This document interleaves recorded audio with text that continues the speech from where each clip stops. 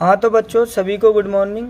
आज हम पढ़ने वाले हैं क्लास 10th मैथ्स चैप्टर 10 व्रत एवं व्रत से संबंधित प्रमेय।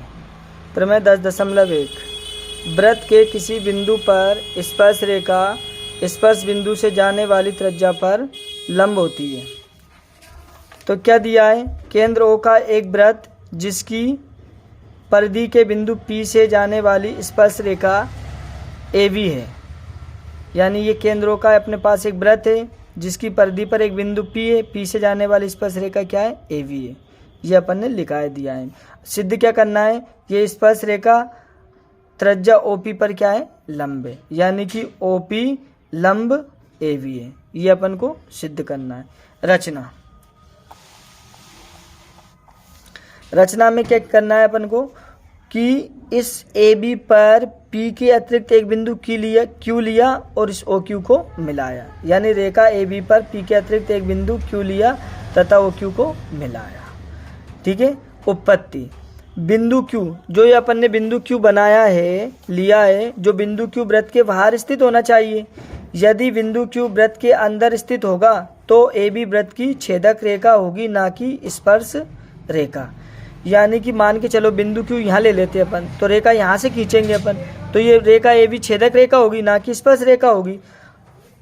स्पर्श रेखा होगी, अतः OQ त्रिज्या OP से बड़ी होगी, अर्थात ये OQ बड़ी होगी OP से। P के अतिरिक्त AB के प्रत्येक बिंदु पर, यानी P को छोड़कर AB पर कहीं पर भी तुम बिंदु ले लो, P के अतिरिक्त AB के प्रत्येक बिंदु के लिए सत्य। यानी कि P को छोड़कर AB पर कहीं पर भी अपन बिंदु Q लेंगे तो उसके लिए OQ त्रिज्या OP से क्या होगा? बड़ा होगा। तो P के अतिरिक्त AB के प्रत्येक बिंदु के लिए सत्य है, तो OQ बिंदु OP बिंदु O से जाने वाले O से AB के अन्य बिंदुओं की न्यूनतम दूरी है, अतः OP लंब है AB।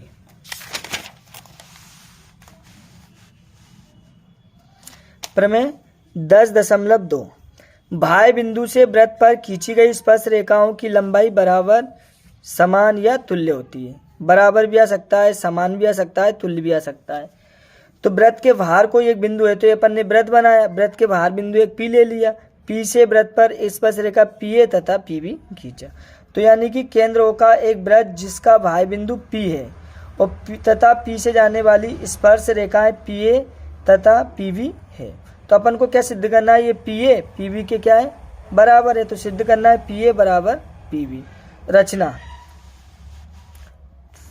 रचना में अपन ने O से P को मिलाया, तो OP को मिलाया, OA लंब PA, OB लंब PB खींचे। उत्पत्ति अपन को दो त्रिभुज दिख रहे होंगे, एक तो OAP OBP, ये दो त्रिभुज है। इन दोनों त्रिभुजों में देखते हैं क्या क्या सर्वांग समताएं मिलती है।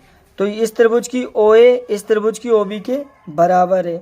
यहाँ से OAP ये वाला 90 का, OBP ये वाला 90 का है, क्योंकि त्रिज्या लंब है स्पर्श रेखा। तो अपन ने कोण OAP बराबर कोण OBP दोनों 90 के हो गए। क्यों 90 के हो गए?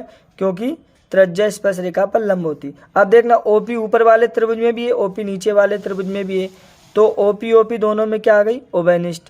अब त्रिभुज में तीन अवयव मिल गए, एक तो त्रिज्या, एक कोण और एक फिर ये विकर्ण के कर्ण मिला है मध्य का। तो त्रिभुज में तीन चीजें मिल गई, त्रिभुज क्या हो गया? सर्वांग सम। यानी त्रिभुज OAP सर्वांग सम त्रिभुज OBP कौन सी प्रमेय से? RHS प्रमेय या समकोण कर्ण भुजा प्रमेय से। सर्वांग सम त्रिभुजों के समस्त अवयव बराबर होते हैं। जब त्रिभुज सर्वांग सम हो गए तो इसकी PA इसकी PB के क्या हो गई? बराबर हो जाएगी, अतः PA PB के बराबर है। अगली प्रमेय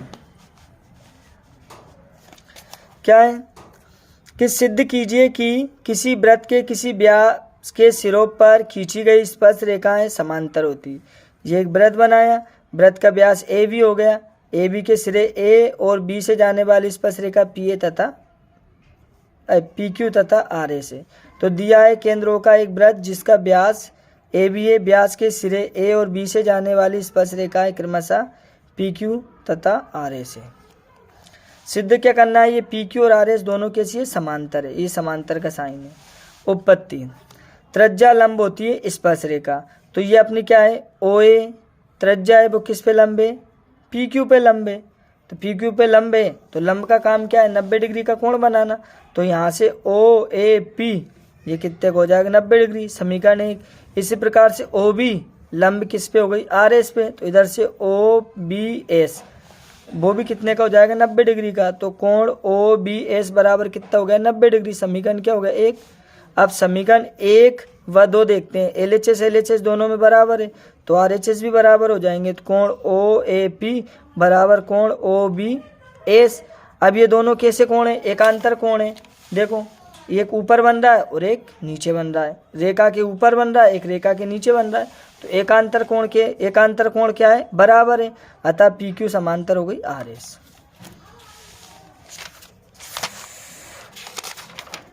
अगला क्वेश्चन 10.2 का क्वेश्चन नंबर 6।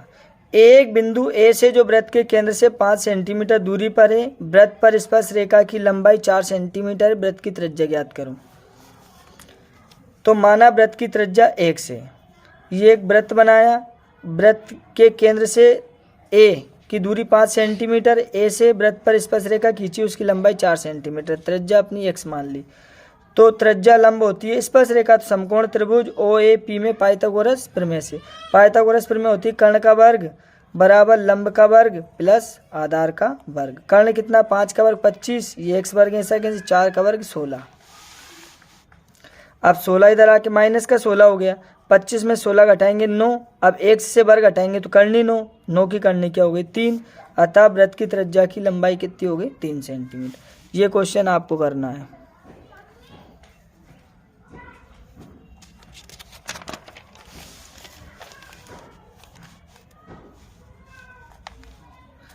दो संकेंद्रीय वृत्तों की त्रिज्या 5 सेंटीमीटर तथा 3 सेंटीमीटर है। बड़े वृत्त की उस जीवा की लंबाई ज्ञात कीजिए जो छोटे वृत्त को स्पर्श करती है।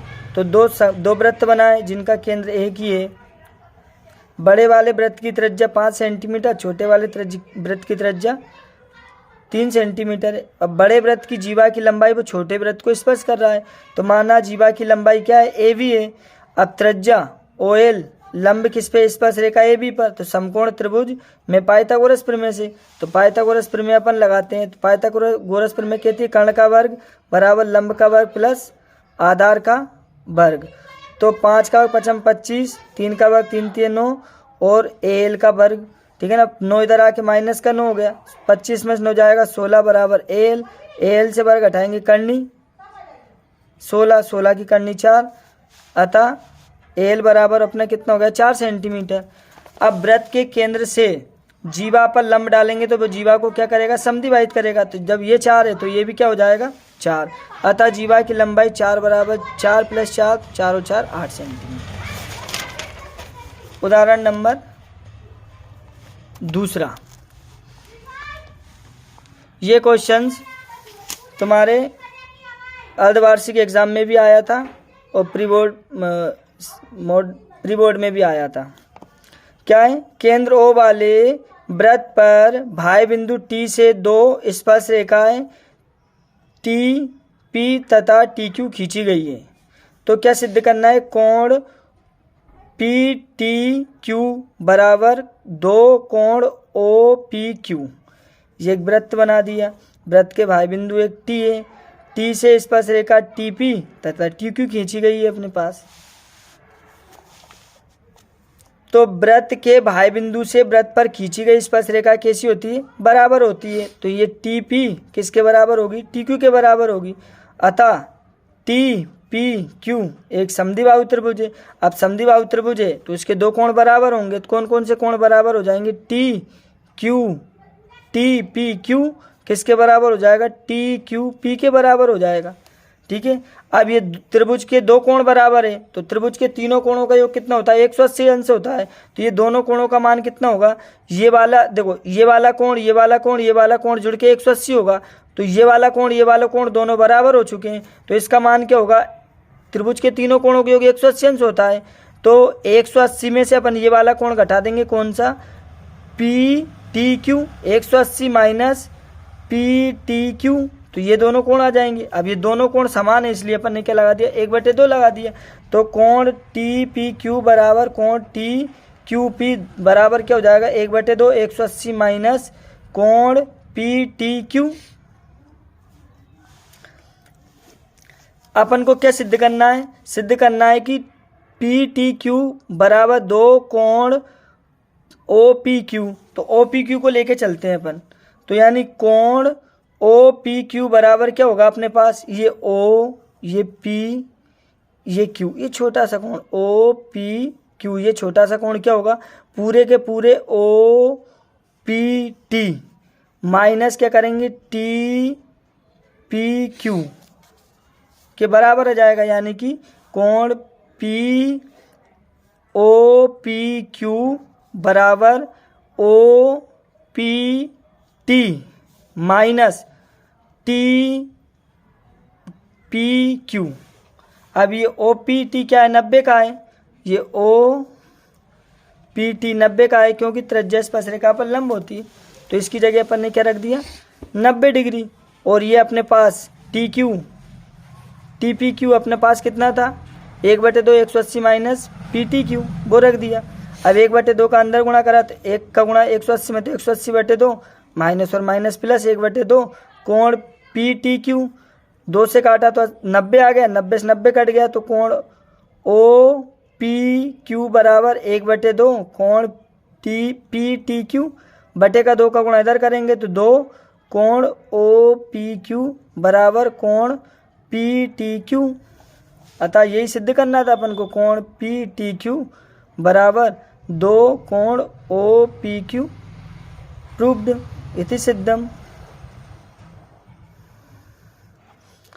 थैंक्स।